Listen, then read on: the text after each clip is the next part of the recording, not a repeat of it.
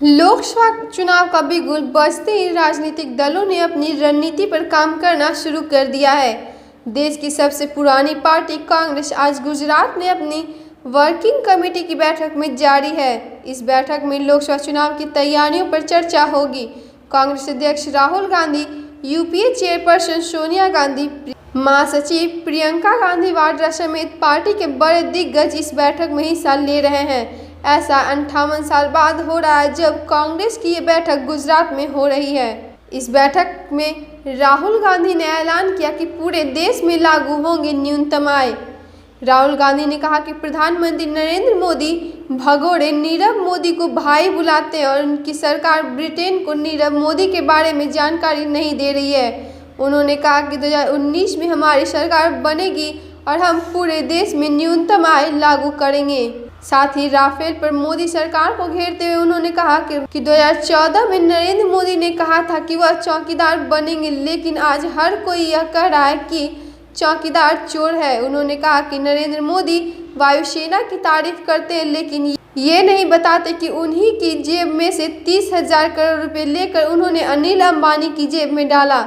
उन्होंने कहा कि यूपीए सरकार ने राफेल विमान सस्ते में खरीदा था, लेकिन मोदी सरकार ने महंगी डील की। राहुल गांधी ने कहा कि अनिल अंबानी राफेल क्या कागज का हवाई जहाज भी नहीं बना सकते।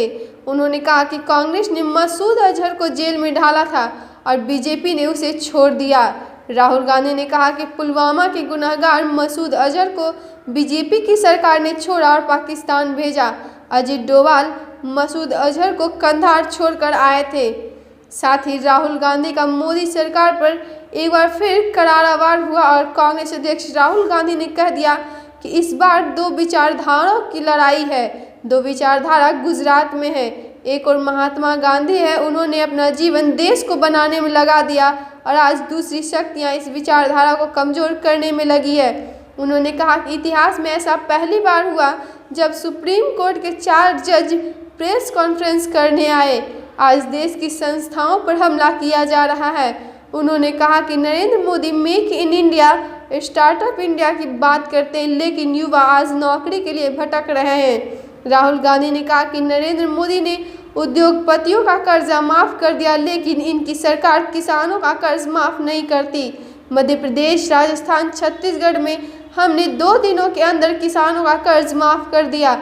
राहुल गांधी ने कहा कि हम जो कहते हैं वही करके दिखाते हैं। इस पर प्रियंका गांधी ने अपना पहला भाषण दिया और कहा, आज देश में जो हो रहा है उनसे काफ़ी दुख होता है। आपकी जागरूकता एक हथियार है। ये ऐसा हथियार है जो किसी को चोट नहीं पहुंचाता है। हमें किसी को नुकसान नहीं पहुंचाना है।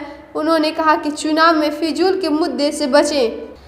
साथ ही कांग्रेस वर्किंग कमेटी की बैठक में राहुल गांधी ने आगे कहा कि बीजेपी इस समय मुद्दे को भटकाने का काम कर रही है, लेकिन हमें उनके जाल में नहीं फंसना है।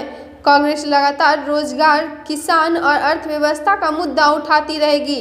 बैठक में इस मुद्दे पर राजनीतिक प्रस्ताव भी पास किया जाएगा। प्रियंका गांधी ने कहा कि इस बार फिर से कांग्रेस की सरकार बनेगी। बता दें कि प्रियंका गांधी पहली बार इस बार बैठक में शामिल हो रही है। साथ ही इसी बैठक में आए पूर्व प्रधानमंत्री मनमोहन सिंह ने कहा कि इस समय लोगों को यूपीए सरकार की उपलब्धियां बताने की जरूरत है। मौजूदा मोदी सरकार झूठा प्रचार कर रही है। मोदी सरकार की नीतियों की वजह से अर्थव्यवस्था गिर गई।